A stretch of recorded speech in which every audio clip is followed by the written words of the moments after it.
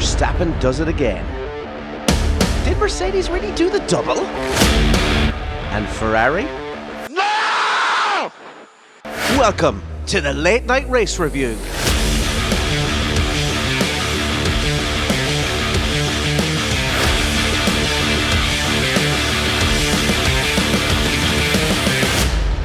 Welcome back, everyone, to the French Grand Prix episode of the Late Night Race Review. I'm Dave Jericho, and he's Isidro Gonzalez. We're a man down this week due to Scotty standing in as a stunt double for a potato, but we won't let that stop us, and we'll keep going on with the show. I want to send a big thank you also to the listeners of the cast. Keep those likes, follows, subscribes coming in. Spread the word by sharing with your friends and family. Now, let's get into it. We had the Paul Ricard Circuit. I'll admit, not one of my favorites, but we ran a poll this week on our socials asking people whether they loved it or hated it. And I was sort of surprised that we got a 63% of people liking Paul Ricard and were sort of in favor of it. What do you make of the circuit, Isidro? And do you see it's and what did you think of the race that it gave us this season? The circuit itself, it's a bit artificial and too much technical. Looks like a big big test for all teams. It's missing a bit of color, some gravel, some grass, and less. The set of the range they did is just too much for the eyes when you are watching the race. It does make you a little bit seasick, all right, watching it on TV. But there's rumblings as well that it might not even be here next season, possibly to make room for the Las Vegas or South Africa Grand Prix coming in. Would you be happy with that? Would you be happy to see it being pushed aside in favor of a new race coming in? Yeah, I don't mind to see him gone. I would prefer to have the Manicure back, but if they don't bring that one back, happy to see Las Vegas or South Africa. Yeah, absolutely. Absolutely. Well, I mean, love it or hate it, it did provide us with some good moments of racing this weekend. And starting with a race winner, Max Verstappen. I mean, Red Bull went with a more trimmed setup this weekend over Ferrari, who went with a more downforce setup, which we thought might actually impact Ferrari. We thought that putting load into the tires, where they're already having trouble kind of maintaining their tires throughout a race, we thought this might actually cause sort of speed up the degradation of tires, but and of course then lead into being easy pickings for Max Verstappen. But it didn't look like this was the case. It looks like Max was having trouble getting past Charles early on in this race. So what did you think of Max's pace and his overall race? I think Max got lucky. The crash with Leclerc and the mess up with the Ferrari team and Sainz gave Max a very, let's say, easy win, despite a few problems that he complained about the front. And I think that helped Max win. If it was just Ferrari and Red Bull, I'm pretty sure that Ferrari would still finish first, despite all the problems that they could have. So you think Charles? Sorry, go on. Charles will definitely he'll be faster than Max.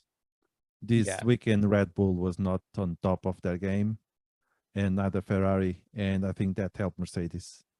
Mercedes can only do good if Ferrari and Red Bull are not on top of their game. Well, absolutely. I mean, they're the team, the most consistent team, most reliable team. So, but let's look at the other Red Bull driver. Let's look at Sergio Perez. The inconsistent performances creeping back in for him, where just when we were all starting to think that the performances that he was putting in were enough to maybe see him being able to challenge for the driver's title, perhaps. But he had a scruffy race all round. Do you think he was lucky to get the P4? Perhaps maybe even a P5 was maybe more likely, given that Ferrari pitted Sainz, which we'll obviously talk about that a little bit more later. But do you think, he was lucky with that P4? Yeah, I think he was quite lucky. If given another 5 laps, Sainz would probably get him up. and get that position from away from him. And I'm not sure if he was distracted with the tires or just was caught off guard that Russell could just pass by him. And once that was done, nothing he could do. Yeah. I think it was a miss of a bit of distraction, check the tires, and that was the end game for him. And if it was not, even with 5 more laps, I don't think he would be able to get Russell. Oh, I Because, don't think again, so either. Yeah, absolutely not. But Sainz would definitely put some pressure on it. So he would end up probably on a P5. Sainz is very well, despite all the trouble he went through. Yeah, and I mean, we'll get to Sainz now shortly. I mean, that'll come under our Ferrari conversation, which is we've a little bit to dissect in that one. But if we consider, even with the inconsistencies creeping back in for Perez, we've got to consider if we look at Leclerc as a title contender, Perez is still only 7 points behind Leclerc. And Leclerc is having inconsistency issues as well, as we saw today, which we'll talk about a little bit later on. So should we maybe give Perez, even at this stage of the season, should we still give him the benefit of the doubt that there is still an opportunity there for him to gain those points on Max? Or have Red Bull already made that decision now? It's 1 and 2, and they won't allow Perez now to challenge Max at this stage of the season. I think at the moment, looking at today, I think Perez knows that Red Bull is definitely looking at Max as the driver, and Perez will be there helping out because Perez hasn't been as consistent as it should be if he wanted to fight for the first position in the championship. So I would say that based on performance today, Perez definitely knows that Red Bull is looking at Max first. Perez will be there helping out as possible. Unless he pulls rabbit out of the hat and finish P2 or P1 in Hungary, and I don't think Red Bull will change his mind. Or unless maybe Max has some sort of reliability issues that gives him a DNF that gives Perez, and Perez gets a good result. Maybe that will give Red Bull something to think about if Perez was catching up on points in that regard or something, perhaps. But either way, like you touched on Mercedes there just earlier on. Great weekend for them. First double podium finish of the season, but still a bit disappointed. We went into this race weekend. We were given the news of some upgrades coming. They were expecting maybe 1 to 2 tenths to gain from those upgrades. Lewis did sort of put a bit of, cooled the jets a little bit for people by saying that they didn't expect this to be the upgrade that was going to be winning them the race. Whether that's sort of, maybe he said that in hindsight or what, when he realized that the upgrades were not going to work as well after the free practice. But what they were lacking in pace in the free practice and in the single lap pace in qualifying, they seem to have on race pace. They seem, when that car is loaded up with fuel, it seems to handle well. Both drivers seem to manage their tires very well. It's ultra reliable. So, I mean, with the upgrades coming maybe in Hungary as well, we might see another gain further up. But with that being said, Hamilton still got the P2 today. Very quiet race, largely unchallenged by anybody. He was sort of on his own for most of the race. So what do we think for Mercedes for the second half of the season? There's an upgrade again coming in Hungary. Again, I'm not thinking we're expecting a major upgrade, but I'm assuming they're expecting a tenth or two to gain on the teams in front. Do you think we will see, and we asked this last week, I think, as well, but do we think we'll see a race win, or will we see Mercedes just regularly on a podium position for the second half of the season? Mercedes is reliable, as you said, and it is, but it's not as fast as Red Bull or especially Ferrari.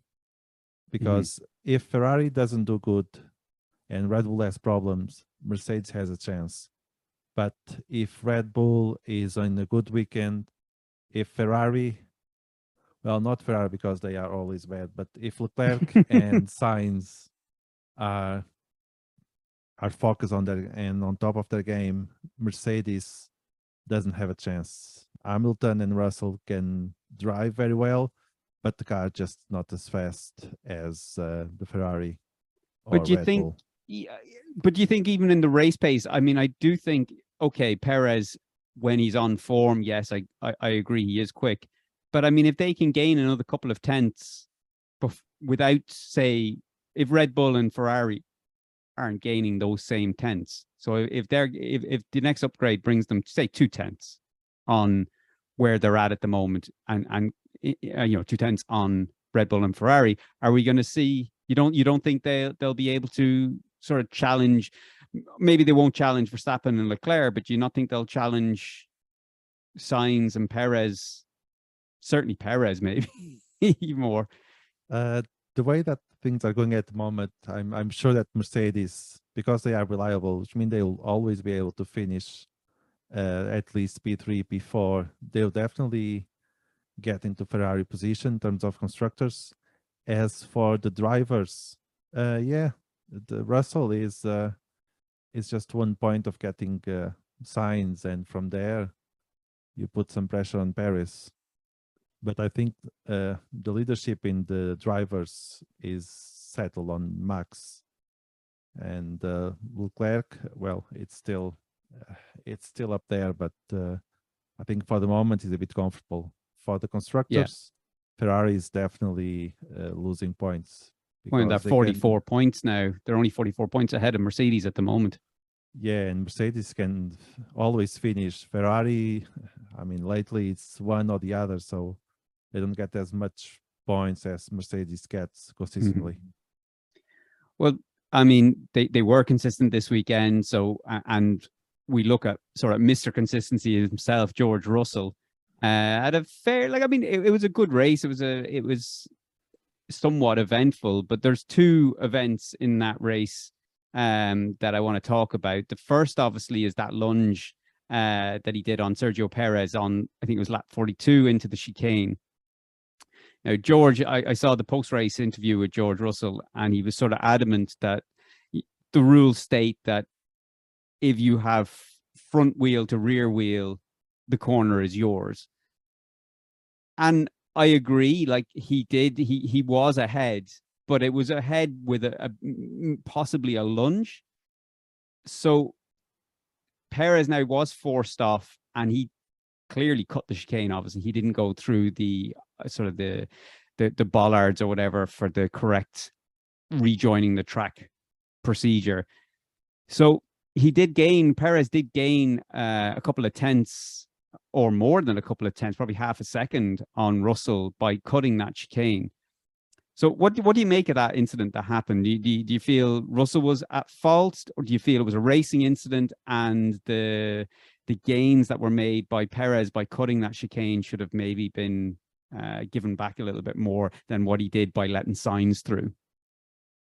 I think that I'll see that as an incident, and I see Russell. He's should have been punished with a penalty of 5 seconds on that. Really, for that incident? He got. It was a bit of luck because the track is wide open, but in different situation, it could be a crash for Paris immediately. But do you not feel that possibly he had I'm just playing devil's advocate because I could literally argue both sides of this this incident. But would you not feel that perhaps he did have the corner? He was on the racing line by the time he was going through that when he came out of the apex. So should Perez maybe have backed off, knowing that he was being squeezed off track, backed out of the corner rather than, taking a half a second advantage by cutting straight through the chicane? I think if Perez had not going out and just brake and stay behind Russell, I'm not sure if FIA would the stewards would analyze and force Russell to give back the position, because the way that Russell got the position would be a bit dirty. Yeah. So I'm still convinced that Russell was the one that caused The one at problem fault. here. Well, he got Because- it. Go on, yeah.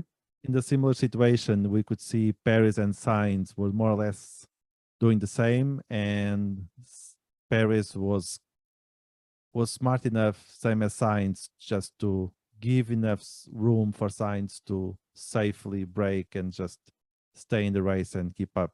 Yeah. So didn't force anything. Well, then in that case, I suppose he got, if that was, the way it would have been viewed, he got off lightly then, because obviously he didn't get a penalty, and he instead, though, lost the head completely. He just lost his cool completely in the cockpit. And I think he had Toto having to come on to the radio to tell him, look, keep your head down, you'll still catch him. And he regained his composure. And I have to say, whether it was just a series of fortunate events for George Russell, I found that the overtake on Perez after the safety car was fantastic, because he backed off from the 0 time that he has to maintain.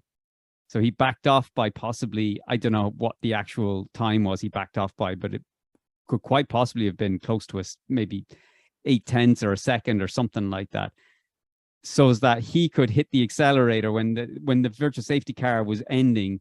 He could hit the accelerator and ideally, catch Perez sleeping. But what seemed to have happened was Perez maybe was already accelerating before the green light came after the safety car ended. So he ended up having to hit the brakes, whilst George Russell gambled that the safety car was going to give the green light, and he hit the accelerator. So he was accelerating as Perez was braking.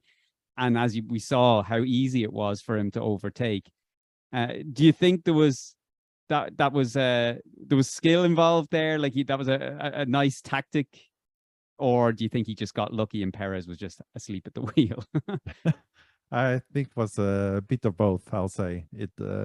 Perez was a bit distracted, and Russell probably gambled a bit of thinking, I probably get this done, and I'll just kept going. And fair play to him. He managed to get past Perez and finish in P3. And I know I heard as well, just after the race, Red Bull are possibly lodging I don't know what sort of complaint they're making, and I don't think it's maybe going to go anywhere, but that there might have been a bit of an issue with the timings, or the randomized, is that the right word? Way that the safety car is ended. So as far as I know, and I could be wrong here, but from what I can understand, when the safety car ends, they're notified that the safety car is ending. So they're aware that the safety car is ending. But from the time they're made aware of the safety car ending and when the green light is given for racing, that's a random time. Nobody knows that. Like, drivers will not know that time. But apparently, and again, this is where it really gets into details of Formula One that I'm not 100% clear on. Apparently, the timing, the parameters of that randomized time is between 4 and 7 seconds. And Red Bull's complaints are that the timing when the green light came on was after that. So basically, it could be after you've been notified safety car is ending, then you get a random green light to go. So that should be either 4.5, 5 seconds or whatever after the safety car, you've been announced the safety car is ending. Whereas Red Bull are saying that it came after that 7, the final parameter, it came after that. So they're sort of saying that, maybe they're trying to find some way of justifying that's why Perez was asleep at the wheel, was because the safety car ended outside of that, and that there was some sort of anomaly that went on there.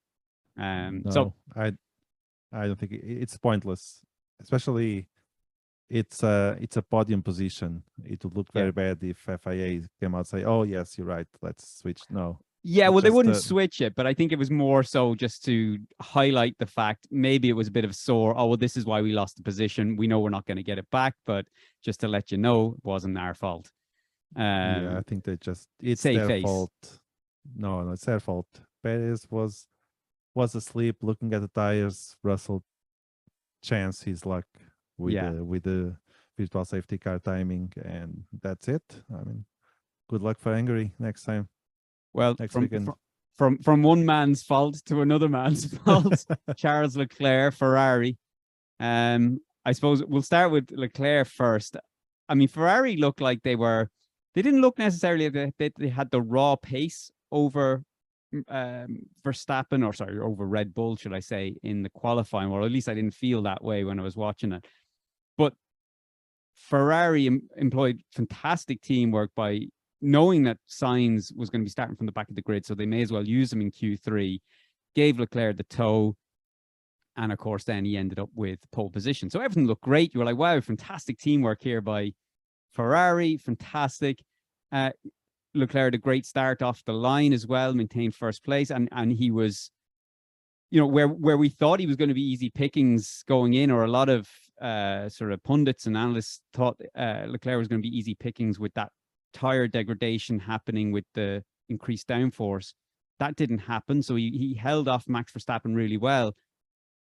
Then what happened, of course, he crashed on turn 11, and do we think, was that just a momentary lack of concentration from Leclerc, or was there possibly a bit of the tires were actually degrading? He was maybe pushing a little hard, and that lack of concentration was because maybe he didn't realize quite how fast those tires were degrading, and as a result, it was like going on ice through turn 11, and the car spun around and went into the wall or into the barriers. Fair play to Charles, because he admitted that it was an error from him and no one else. So either he was checking the problems with the tires, checking the engine or anything. It was just him alone that just a momentary lapse. But do you think though that, and as much as he did come out and say that it was his mistake, but was it possibly his mistake because the tires were being pushed beyond where they should have? Should they have come in earlier for the pit stop rather than going on an extra few laps? So that's what I'm saying. Even though he did admit that it was his mistake, could it have been his mistake again, like I said, because the tires were degrading and he had no grip then by the time he ended up coming into turn 11? Yeah, that could be and he could be trying to get as much time away from Max as possible to go back to the pit stop. But that sadly didn't happen. Yeah. And this is where I suppose where you hope, and Carlos Sainz was doing everything possible to salvage a weekend for Ferrari. But for some reason, Carlos Sainz pit wall was doing everything they could do to make sure that Carlos Sainz didn't salvage the weekend for Ferrari. I mean, he did go from P19 to P5. Fantastic result, fantastic drive, despite what the pit wall were doing. But okay, he had the penalties for the end. We know he was starting from the back, so that's neither here nor there. But first, we had the mistake then from the pit crew who ended up causing a 5-second penalty for him because of the unsafe release. Then they're trying to communicate with Sainz that he has a 5-second penalty, but rather than saying he has a 5-second penalty, they tell him he's a 5-second stop-go penalty, which is a very different thing. Like, I mean, because a 5-second stop, I think there's like 35 seconds from the time you enter the pit lane to the time you exit the pit lane. So a stop and go penalty is 35 seconds. It's not 5 seconds. So it was Sainz that had to correct his pit wall and say, I think it's just a 5-second penalty, not a stop go penalty. So they hadn't a clue what they were doing there. And then he's in the middle of the battle with Perez, like literally like in the process of overtaking Perez. And they're trying to tell him to box. And you're like, it's like they weren't even watching the racetrack. They had their calculators out, they had their notebooks out, and they kind of went, oh yeah, that's what we should do. Someone tell him, like, without having a clue what was actually going on track. So he didn't box there, obviously, because he was already past the pit lane by the time he overtook Perez. But they did bring him in. He obviously had to serve the 5-second penalty. And again, this is where it just seemed like I was livid, and I'm not particularly. I'm a Ferrari fan. I'd be a more Charles Leclerc fan, but I was livid for Sainz because I think he knew he had the pace to get third place and probably stretch that 5-second gap to P4 to retain. I think there was a podium there, like for him. But what do you think? Do you think Ferrari made the right call in bringing him in? Maybe the tires were going off, or should they have left him out? Were the tires was he still looking pacey, and the P3 was possibly on for him? Ferrari is they keep sabotage themselves. They're a disaster. Sainz just want to win races, and Ferrari is like, no. What you doing? You're not here to win. Don't get too excited. Yeah, and the fact that, like you're saying, that like they are not watching the race. I mean, the man was busy trying to get through Paris, and they decide now it's time to make an announcement. Yeah, it's unbelievable. It's like it was a intern weekend for Ferrari. They just brought all the interns, and they were just running around. And Ferrari keeps sabotaging themselves. If they don't, and looks like they are not get there. If they don't win this year, they can only blame themselves. And today was again, Sainz did a great job, going from P19 with P5, and probably more if it wasn't for Ferrari themselves. Well, it's funny you should say that as well about it being their fault, because Nico Rosberg, he was kind of asked about this afterwards, and he was saying that he reckons that if this continues, that it's going to be time for someone to make a decision on some of the staff within Ferrari. Like, it's going to be a time for a change or a clear out, because the strategy calls that are being made, the knee-jerk reactions, the poor decisions being made, it's consistent. And it's not just consistent for this season with Ferrari, but I mean, we can go back seasons in the past, even with, go back to a season with Vettel, where Vettel possibly had a chance of challenging, and they just seem to sabotage themselves with poor decisions time and time again. So would you see that being a right sort of summary, that it would be a case that if this did continue, that there needs to be a change of staff, there needs to be a change on the wall?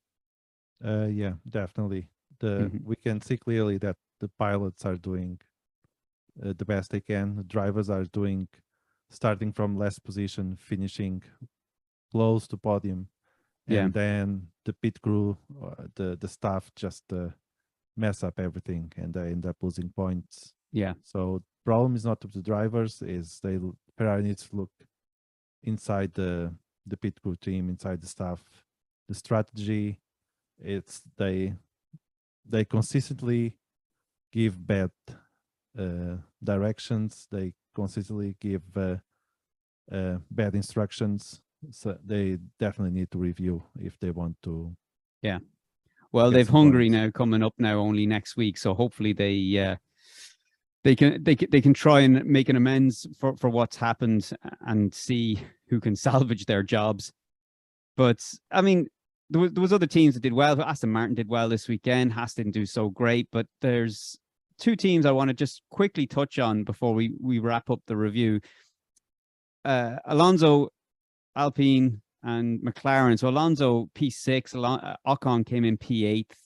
Not a bad double points finish, but there's a nice little battle starting to emerge between these two teams, and it's getting close as well in the constructors. Do you see any team coming out on top? Well, what's just your opinion on it? Do you see any team coming out on top for the second half of the race, the second half of the season? Yeah, I think Alpine might have a slight edge over McLaren, just because their Alpine pilots, they've been more consistent. Alonso, Ocon has been more consistent race after race in getting the points. Yeah. While McLaren, Norris is consistent, but Ricciardo is a bit of wild card. But it's only for that. Otherwise, it would be a very tough.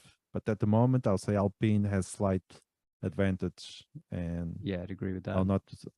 I think they'll definitely end up on the away from McLaren, as in the constructors. They'll probably get the fourth place they are at the moment. I think they'll get there. They'll not get Mercedes. Mercedes is away, but Alpine will definitely end up on top of McLaren and Alfa Romeo. Yeah.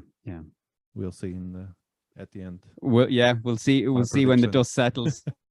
I think now it's time to get on to more pressing matters, which is the predictions. Let's see where we're at now. So I'm currently leading on 6 points. We got Scotty in second on 4 points, and Isidro, you are still at the back of the grid on 2 points. So let's have a look here now. So I'll call out my predictions from France and Scotty's, and we'll see what we got here. So my top three, I went, Jesus. Okay, I went with Leclerc. No. I went with Verstappen second. Nope. And I went with Perez third. That is no all round for me. Scotty, I didn't realize he had Verstappen first. What the hell? I'm just looking at the rest of it. He got Hamilton second and Russell third. Did he edit this while we were... Did he really call that out last week? There's no way he did that. Or 2 weeks ago. I don't remember. I do not remember. No. I think we would have called it that was a ballsy move, go with Hamilton and Russell, P2 and P3. My predictions for top three are Verstappen, number one. Now, wait till you see this. Talk about getting on a hype train. Oh, God. Hamilton P2. Here. All right. Russell P3. Wow. So you are hoping for some DNFs. I'm driving that hype train. You really are.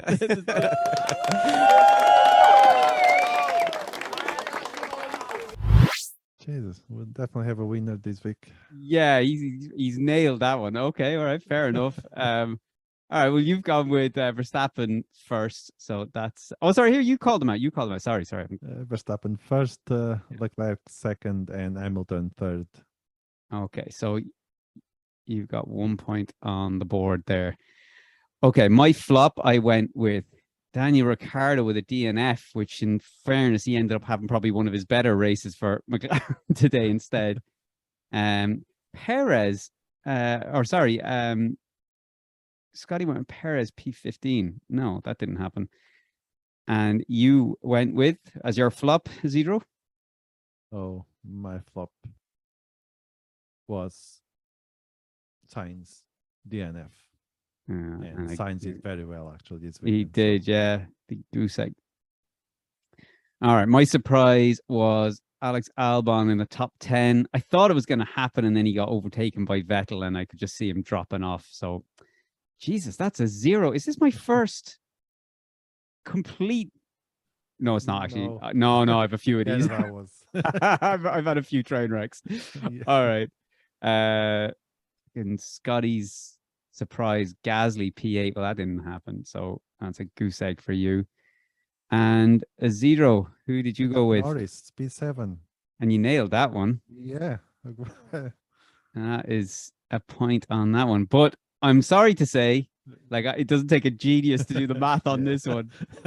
Scotty has won this week's with 3 points to your 2 points to my 0 points. So that leaves me on 6, and Scotty's still gaining on me 5. Jesus, and you remain on 2. Sorry, I was about to say 0. All right. Okay, right. Let's get to the business end now. Let's look at Hungary now for next week. All right, so the Hungarian Grand Prix. Let me just bring up what have I got here for my predictions. All right, so first I am going with Leclerc. Second, I am going with Max Verstappen. And third, I am going with Lewis Hamilton. Well, you are assuming that one of the Ferrari was not finished then, or one of the Red Bulls. No, I think they'll finish. Well, maybe. we'll see. We'll see. Yeah, exactly how the rest of my predictions go. All right, hang on a second. Let me bring up Scotty's, as he's not here, being a potato somewhere. So let's look at his predictions for the Hungarian Grand Prix. He has gone with Max Verstappen taking the win. He has also gone with Leclerc in second, and he's gone with Sainz in third. Interesting. Who have you gone with, the zero? Max Verstappen first. You and Scotty seem to be sticking fairly close together. Okay, go on. P2. Charles Leclerc second, and Carlos Sainz third. So you have both. Oh no. Okay, you've both gone identical. Okay. Good news for me if it doesn't come off. All right. So the flop this week, or sorry, should I say next week? I am going with Perez. What have I gone with? Gone with a DNF. I should have just gone outside the top 10, but I've gone a DNF, so I've done it now. I've committed. What has the potato gone with? So Scotty has gone with Norris DNF. I'm pretty sure he didn't put much thought into that. That was just he was struggling to come up with a flop. Who have you gone with for your flop? Perez DNF. You gone with Perez as well? Yeah, Nice. I think it's he's due. yeah. The Formula One Grim Reaper is hovering over his shoulder to touch his car. All right. Okay, so my surprise then is going to be Schumacher, top 10. Oh, I have that one too. Well, you've given it away now. All right, well, I'll put yours in then. So, all right, Zedro has gone with Schumacher, top 10. I'm rolling the dice that they're upgrade because they're bringing their first upgrades to Hungary. That's their first major upgrades of the season, and I'm sort of hoping because they have power in that engine, so I'm just hoping these upgrades now will bring them consistently into the top 10. All right, okay, hang on a second. All right, Scott. I've Scotty's surprise here, and I'm kind of because he's not actually here.